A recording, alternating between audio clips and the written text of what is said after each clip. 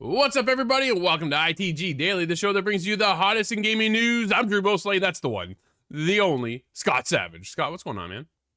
Oh, it's a big day today, and I feel like a kid when you don't sleep before your birthday. Yep, we're waiting for Christmas morning. Absolutely, that is the day because it is Summer Game Festival. We'll be live 3 p.m., probably just a little bit before 3 p.m. as they'll be kicking off actually at 2:30. I don't think we'll be there at 2:30, but we'll definitely be there for when everything gets started, though, at 3 p.m., just like we are right now when we're live over on youtube.com/theofficial, Inside the Game official, as well as twitch.tv/theofficialitg. But if you're not able to join us live, make sure you can hit us up later each and every day over at insidethegame.ca.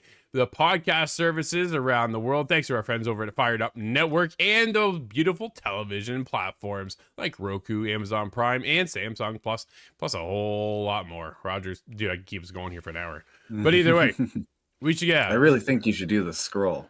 Maybe we do a ticker and say, hey, if on TV streaming platforms, look at this one, this one, this one, this one, this one, this one, this one, this one, this one, this one. Like it just rolls for the first couple minutes. Yeah, but dude, yeah, big day today. Summer Game Fest is gonna be kicking off here.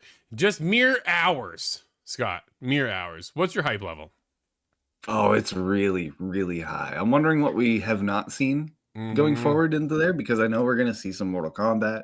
Yep. And there's a lot of things to look forward to. Mortal Kombat's a big one.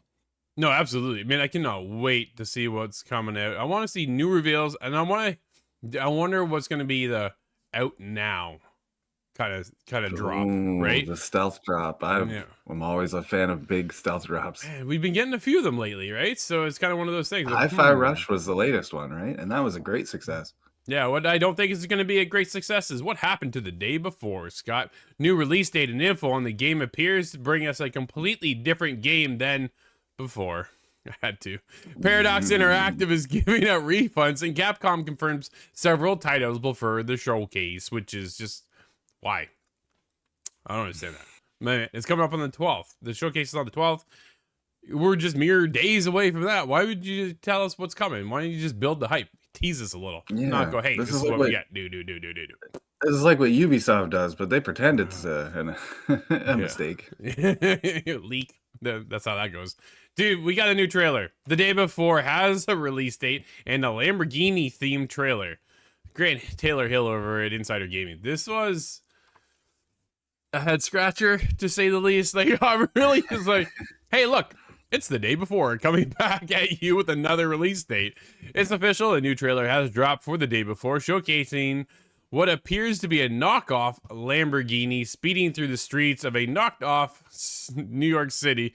It's short, not so sweet, makes absolutely no sense, but there's a promise at the end of the trailer that something will happen on November 10th. Something. Oh man, will The Day Before actually be released in November?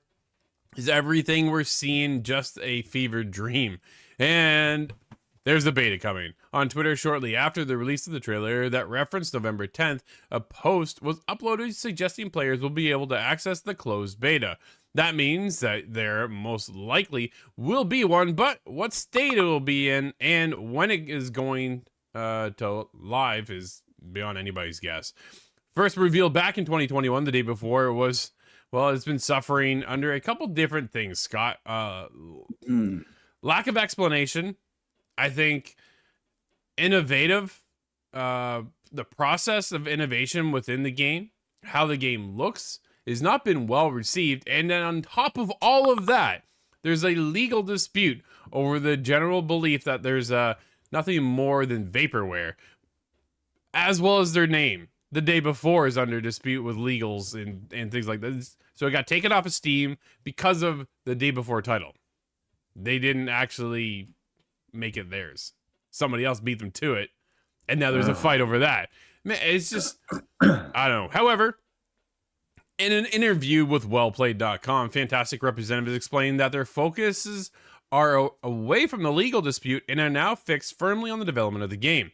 It was a few weeks ago now that The Day Before disappeared from Steam, but apparently there's work underway now to get the game reinstated on the platform.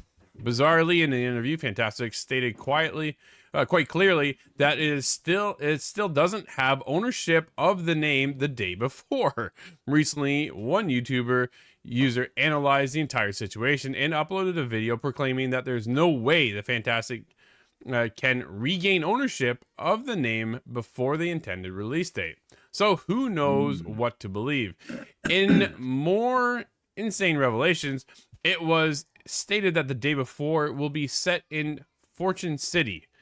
It'll be focused on player versus player combat, and it'll feature supercars, an employment system, side skills such as music and art, and a subtext about the potential danger of unchecked corporate power. Okay, I'm Man. I'm not getting a very solid feeling out of this game that it is much better, more than vaporware. If you take a look at this game, right? So we also saw so many other things pop up with game assets, the way it's running. Like everything seems to be purchased from like other stores, like the Unreal Engine store, and then just brought into the game. And then that, like, nothing's been tweaked and kind of brought to themselves. Dude, they had when I remember this one pretty clearly. When the gun shoots in this 10-minute trailer, right? They have a 10-minute gameplay trailer, and as the gun flash kind of sparks, it's actually like JPEG images. They just gotta go. And I think you'd mentioned that one. Yeah, there's a lot of questions going on of what this game really is. Here's the other thing too. If you take a look at The Day Before logo, does it remind you of anything, Scott? Because I'll tell you, it reminds me of my game of the year when it was The Last of Us Part 2. Because if I put these images side by side, look at this. Just look how close the text fonts are, the imagery, everything about this is The Last of Us ripoff. That is not a good sign. That's not a good way to begin anything, any sort of production. Not Even if at it all. is a very well to be believed strong development team, you still don't want to be drawing the likeness. And yeah, I can see it now. I just brought us up. That is the exact same font. Dude, it's nuts. More so than that's closer than PlayStation was with Spider-Man, but everybody brought that up and mocked it. Like, this is insane. what are you doing? They're not being creative on their own front. They're just taking, hey, we like this, we're going to copy this.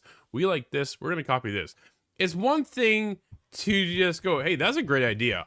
We're going to use that in our game, but then change some of the mechanics, right?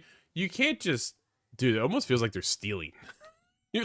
And was it Bruce Lee chunks, or just chunks of the game? Bruce Lee or what was his name? They created their own. Steven Seagal. They created their own martial arts doing that kind of thing. Bits here are borrowed from different aspects and different teachings, but that makes sense a little bit more in a martial artist kind of way. This is bordering on just ripoff.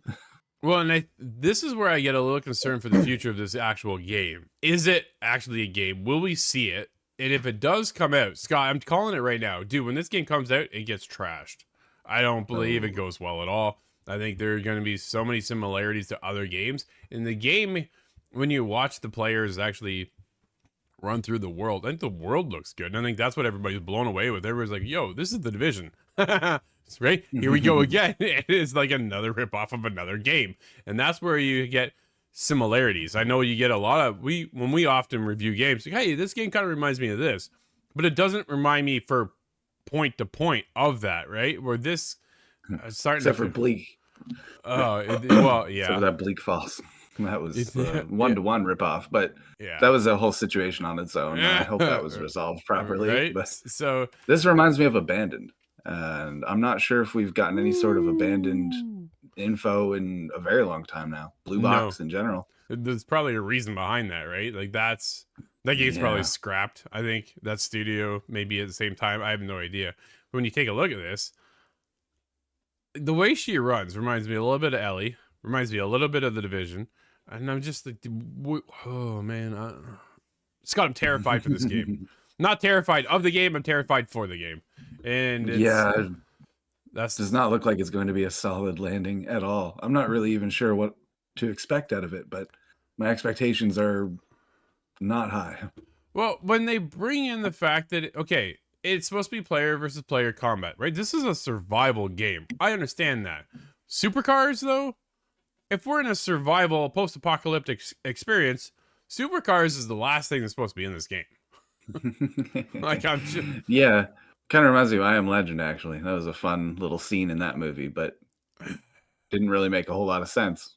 Yeah, we will see. November 10th really isn't all that far away, but I'm calling it now, Scott. This game averages around a score of a 4 out of 10. Oh. Calling it. I think that's a pretty fair prediction. That's my prediction. Dude, let's get into some other sad news. Paradox Interactive announces it will refund, oh man, for all the Vampire Masquerade Bloodline 2 pre-orders. Refunds are on the way, but with more info coming in September. It's like, what? What is going on here? This is David over at PSU. Paradox Interactive has provided very few updates for Vampire the Masquerade Bloodlines 2 since it was originally announced, but the latest information on how it's going doesn't appear to be a good one. Paradox announced in a blog post that it will be providing refunds for pre-orders of Vampire the Masquerade Bloodlines 2. All physical copies will be automatically refunded, and if you want your digital pre-order refunded, you'll be able to opt into that over at the Paradox website. What's more is that we won't be hearing anything new on Bloodlines 2 until this coming September, according to Paradox. Quote, "It's been quite a while between updates. While we've had our head down working on the game," end quote, Paradox began in the blog post, quote, "we remain just as dedicated to delivering a great Vampire the Masquerade Bloodlines game as we were when we announced. And are looking forward to showing you more in September this year." Scott, is this the case of announcing something too early? Yeah, it certainly seems that way. I'm struggling to remember when it was actually announced. That's a Has it been good over a question. year now? I think so. I think we're speaking closer to 2, if not 3 years. So it's one of those things. Really makes me wonder how pre-orders go up for a situation like that. Yeah. Well, I wonder if it's one of the things. If we put up a pre-order right now, you can get in there, pre-order the game. It helps fund the development of the game by getting these pre-orders in early. right? Like there's that Okay, little that is spin-off. true. It's kind of like early access, but at least when you get into early access, you can play the game. So Yeah. just one of those, man, I what are don't you think you guys should be doing? able to do pre-orders until it goes gold. That's fair. I think that's a good call. That's a smart call. Because that way you know the game's guaranteed to come out, right? Here at this point in development, doesn't sound like things are going well, Scott. And at the end of the day, they can just cancel this game flat out. If they're already handing out refunds, that doesn't make me Mm. very confident in the future of this title. No, especially not a sensical timeline. Yeah. If we're waiting until September and there's already pre-orders out, they're refunding now. It tells me this game's not coming in September. We're going to learn more about it, and who knows when that date comes. Well, so when we find out more in September, are we still another 2 years away? Like, then at what point? That's what Why were I'm you doing wondering. the Yeah. pre-orders? Like you say, right? Like, that doesn't make any sense at all. So, I don't know. I'm hoping we don't get... I want to stop with the... Here comes the game. It's out in 4 years. Right? Like, I don't need to know that. I like the stealth drop with Todd Howard with Fallout 4. Dude, I often go to this one because it is, hey, here it is, Fallout 4. Oh, by the way, out in 6 months. Like, here we go, right? Now, let's start building that hype train because, yo, not only did you just get showcased an incredible, highly anticipated game, but now it's only months away, not years or decades, Skull and Bones. So, right? Like, you see the problem, Scott, is everybody comes out so early. Yeah. I get the hype and anticipation of a developer looking to reveal their next title. It also helps with funding. So you kind of have to, in a sense, do this in some regards, depending on the studio, but others don't have to. So if you don't have to do that, then maybe just don't. Yeah, otherwise it comes across as like broken promises. And I think Yep. all the consumers are getting really tired of that feeling because eventually, inevitably, you can't make good on all of these promises. Whether it's a Todd Howard experience or something, Yeah. you just can't. A Peter Molyneux promising the world, and you just can't make that happen. And that's unfortunate. Nope. But Scott, pretty soon we'll see what the world of Capcom has to show us as it confirmed several titles for the upcoming showcase. Tom Ivan over at VGC. Capcom has announced 3 of the games set to be featured during a product showcase next week.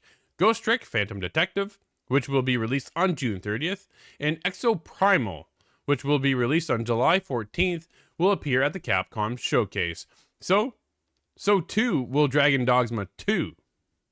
All right, that one has my interest. I'm definitely interested in that one, which has yet to be given a release date, received its first game trailer during last month's PlayStation Showcase. Capcom Showcase will take place on Monday, June 12th, 6 p.m.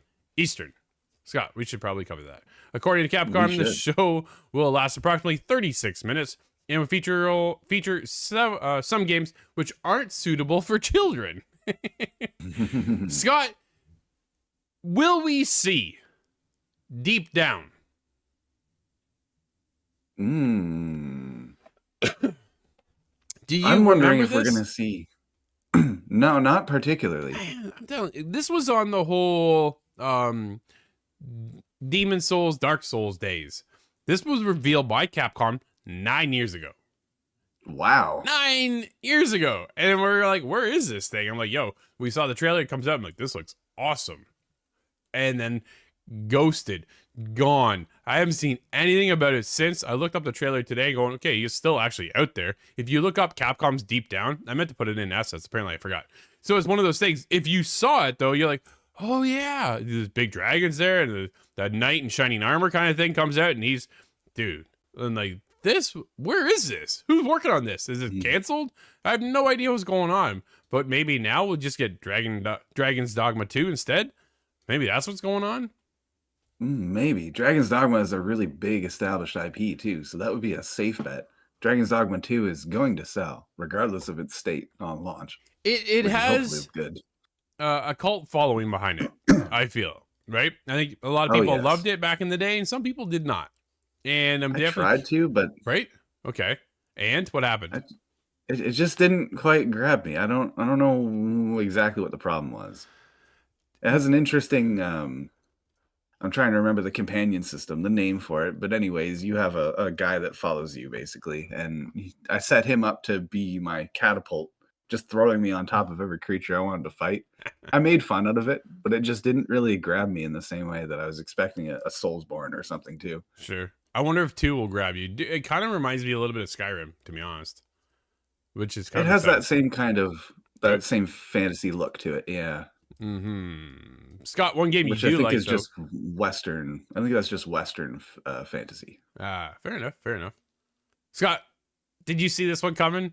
A new Friday the 13th game is in production, confirms horror composer Harry Manfredini. I think I actually got that one. I'm impressed myself. Yeah. Nice. Michael, I am known for butchering names, and this is it will continue his till the first day I name is die. Harry. Yeah. Michael Hardens over at PSU said this: a new Friday the 13th video game is currently in development with horror composer Harry Manfredini, and which is a separate from the asymmetrical multiplayer title from Gun Media released in 2017. Speaking with Rely on Horror, Manfredini confirmed that the new Friday the 13th game is in development at a different studio and will include more realistic looking characters. Furthermore, it will be done in a different style to Gun Media's offering. Manfredini wasn't able to share any further details on the new Friday the 13th game, so we'll just have to wait and see until official announcements come knocking. The fact that Manfredini confirmed the game will be a different style to the current game is encouraging, as hopefully it means it won't be another multiplayer title. Perhaps we'll get a single-player survival horror title where you are stalked by Jason. Scott, what are your thoughts? I could see that working out well because of Aliens Isolation. But I think the monster in Aliens Isolation lends to that very well. I don't know if you're the wrong person to ask because it is a horror franchise, but I don't think he does much stalking. He just kind of walks towards you constantly. Yeah, which I guess works. But I've seen a video lot. Game, well, I've seen a lot of the game, right? And dude, he just hunts you down, right? That's it. Yeah, there's no subtlety, no stealth, nothing like that. Nothing that adds to a creepy feeling. No, this was on the rise of that 4 versus 1, 5 versus 1. Dude, I often go back to Evolve because I love that game. One played the monster, then you had 4 other trappers and other kind of systems in there for your classes that would go out and capture the monster and basically take it out. And Friday the 13th had that on the rise as well. They're doing well, and all of a sudden hit a wall. That wall was being copyrights, and they had to basically stop production. At the time, I thought it was Ilphonic that did that game. Is this a different game than altogether, Scott? I thought it was Ilphonic as well, so Yeah. I'm not quite certain. Gun Media, I'm not sure where that comes from. If that was a publisher, perhaps, but maybe Gun Media is the publisher. All right, you know what? I'm looking it up right now. Who's Gun Media? Yeah, we should know this one. Friday the 13th is one of my favorite games of 2017 as well. Although it was broken and buggy and a mess. Gun You Media had to do your own. Looking for games on the Xbox system is what made Friday the 13th work. Dude, okay, so Gun Media is their Friday the 13th game, but so is Ilphonic. So now I'm really confused. How many Friday the 13th games has there been? There was one on Super Nintendo. I don't think these are related. Dude, they did the game too. Oh man, now I'm really Okay, so the company changed names after. That's not a good sign. No. Ilphonic is still Ilphonic. Ilphonic just brought us the latest Ghostbusters game, so there is that. That's right. Which again is in that style, right? That's the other side of it too. It is that one's a ghost, and then you've got 4 Ghostbusters who got to go out and get them. Ilphonic is built off of this whole platform, being able to keep it going. I think they had something really kind of special and unique when it came to Jason's Friday the 13th, and it just wasn't able to produce any further because of legal technicalities. Can we get them on an Elm Street? I want Nightmare on Elm Street with Freddy. That would be great. It's the only one that I can think of that doesn't have Michael Myers. I don't know if the Halloween series is well represented either. There's a lot of horror games we could still make. That Halloween is a single player though. So Myers was in as a DLC character from Mortal Kombat. Oh, that's really interesting. I think that was 10. I'm almost positive. I think Jason was in there too. Is that right? Oh, maybe it was Jason. It was one or the other. I don't know, man. They had some characters I'm like, I will never play. Dude, we even have Rambo in there at one point. Like, I wonder who we get in the next Mortal Kombat 1 as DLC Mortal character. Kombat Ultimate. Let's see it. Where is that? Why don't we have that? I don't want one. I don't want this reboot. I want the ultimate package. Give me that Smash Brothers experience. Give me all the Mortal Kombat fighters that we've ever had. Dude, that would be the ultimate game for Mortal Kombat. And I'm just a little let down, Ed Boon. I'm telling you. Oh, there has to be room to go still. We can't take all the possibilities away. Possibilities It's been a are good 30 endless. years of it's been a good 30 years of Mortal Kombat. I bet there's 30 years still. Man, I can't believe it's been going for 30 years. I'm so excited to see more today. I love Mortal Kombat. I wonder if Scorpion will be my main again. He was in 11. It just, dude, once it clicked, it clicked. And I felt pretty good to the point where I even went online and stood a chance against most of them. Some people just like steamrolled. I was like, yo, that was bad. That was really bad. But other times I was like, got that one. Nice. There's always a bigger fish. That's how you look. You have to look at fighting for games sure. online. There's Dude, always somebody stronger and faster and better. I was even participating in the daily challenges, and the dailies would take you an hour to complete. Like that, I was so invested. I wonder how much time I got in that game. A ton of time, I'll tell you. We'll have to look at that, yeah. Our time is almost up, but we do have a couple games out for today, and one I completely gapped on. This one hurts, man. What do we have? We have Harmony, The Fall of Reverie on Nintendo Switch and PC. I wanted that and game. We have... Oh, I'm not so sure. That's Don't Nod's latest title. I was like, oh, no way. What is this? And I grabbed the asset and I went, oh, it's that one. Why? Why didn't we get this for review? What happened? I have a lot of visual memory. I've discovered. I see things and go, oh, yeah. Oh, yeah. Zelda. MotoGP 23 is also released today. This has my interest. PlayStation 4, 5, Xbox One, XS, Nintendo Switch, and PC. I haven't played a good Moto game in a decade. I'm not interested in the Moto game. You want to give me Supercross? Yo, I'm down for that, but not interested. Oh, Monster Energy Cross. That's the one. It's a AMA Supercross, blah, blah, blah, blah, blah, blah, blah, blah. But either way, everybody, thank you so much for hanging out with us. We'll be back again 3 p.m. today. Check out Summer Game Fest, but until tomorrow, we'll see you once more. I'm Drew, that's Scott. We'll see you inside the game.